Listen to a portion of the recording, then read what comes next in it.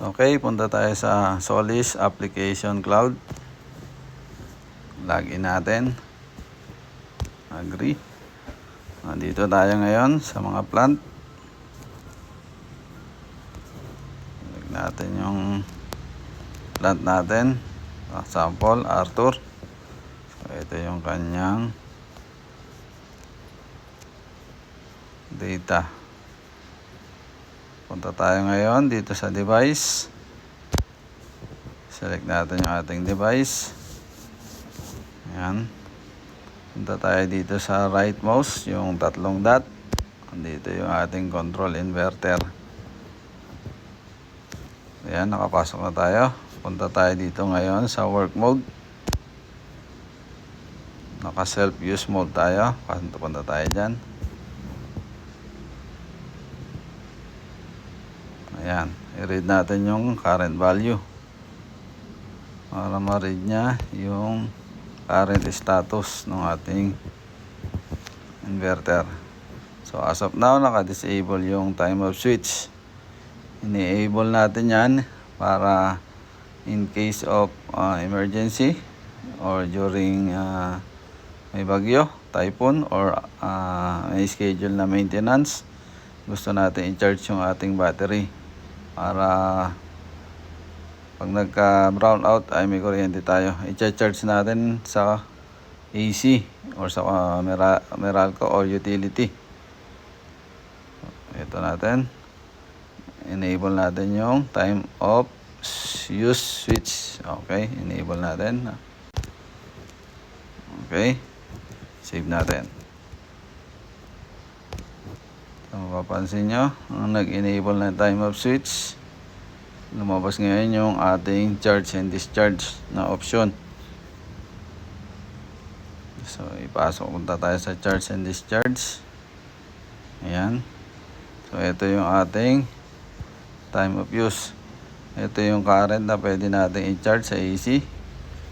50 amps, sample.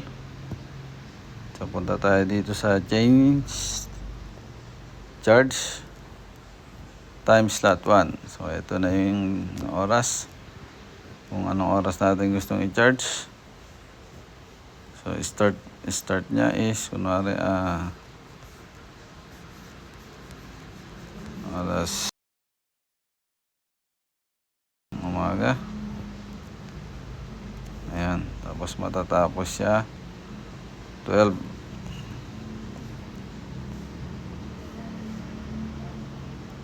Ng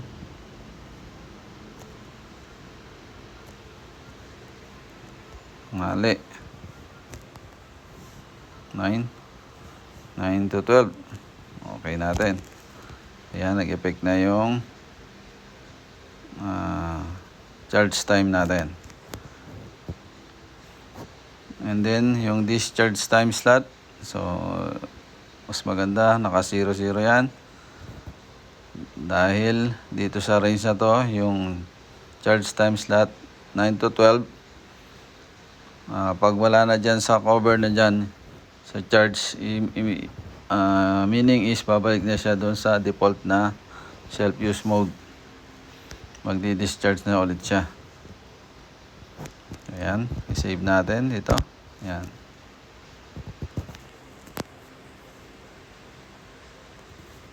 Okay. Ayan. And then, meron na tayong schedule ng charging. So, siyempre, i-allow natin yung ating grid charge. Dahil naka-disable. Hindi siya gagana once na naka-disable. Kaya kailangan nating enable. Para mag-function yung charging. And then, pwede nating ito ilagay kung ilan yung capacity ng ating charging dito sa baba. So, input tayo ng watts. Kunwari, 2 kilowatt, 2,000. Save natin. So, ayan. 2 kilowatt yung charging natin sa AC. O, reserve, SOC, kung 80%, kung ilang percent. Ayan. Sample, 80%. Okay. check na natin yung battery reserve switch. I-on natin. Okay. So ayan, mag-i-effect na yung ating AC charging. Okay, read natin yung current value kung nag-effect. So okay na. Ayan.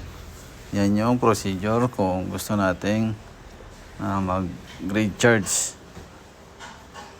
So wag natin kalimutan na ibalik once na tapos na yung bagyo or yung system maintenance schedule, kasi baka mamaya lumaki yung ating billing dahil naka AC charge tayo pag nalimutan natin to. So ayan guys, hopefully may natutunan tayo dahil request ng ating client. Okay, babalik natin, di-disable na natin kunwari natapos na yung bagyo or system maintenance. So disable lang natin to, balik natin. Okay, ganda is disable na rin natin yung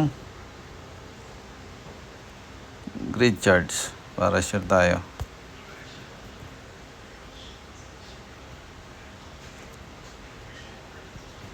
Yung battery reserve switch i-off din natin.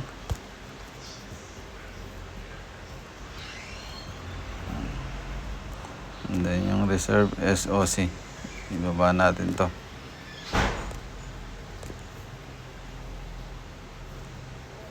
Naka-off na pala.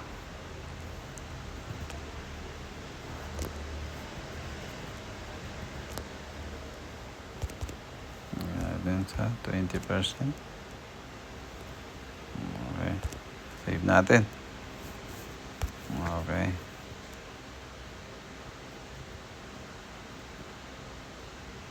Okay, naka-disable na lahat.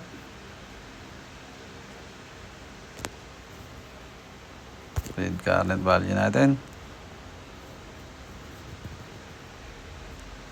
Okay na, save na natin. Okay, save na tayo. Okay, thank you.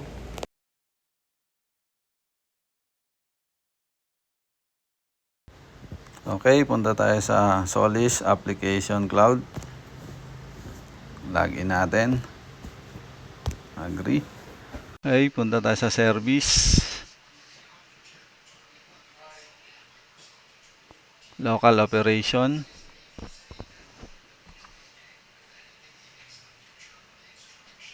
Then, select natin yung Bluetooth.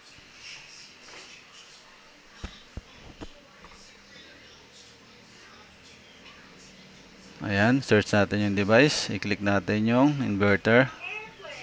Nakita natin device. And then, punta na tayo sa settings. Ayan, punta tayo sa storage mode.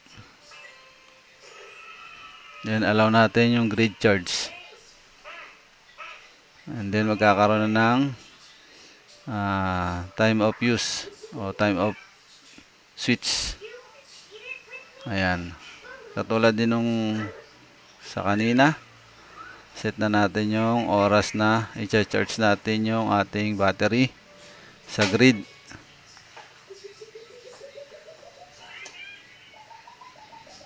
Okay, sundan lang natin ulit yon. Parehas lang din naman.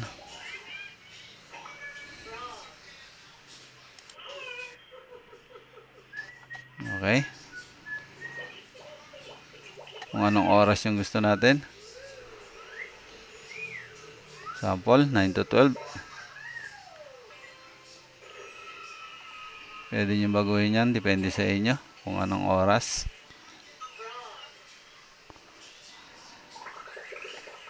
Ayan guys, pag na-set natin, remember ulit, wag natin kalimutan i-disable ulit ito pagkatapos ng emergency para hindi mag-charge at lumaki yung ating bill.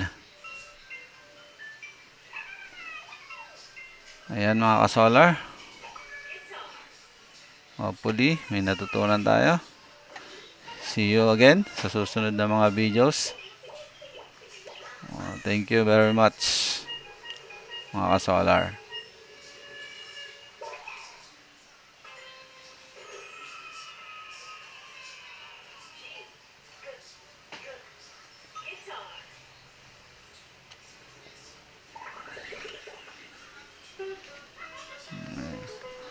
Ayan.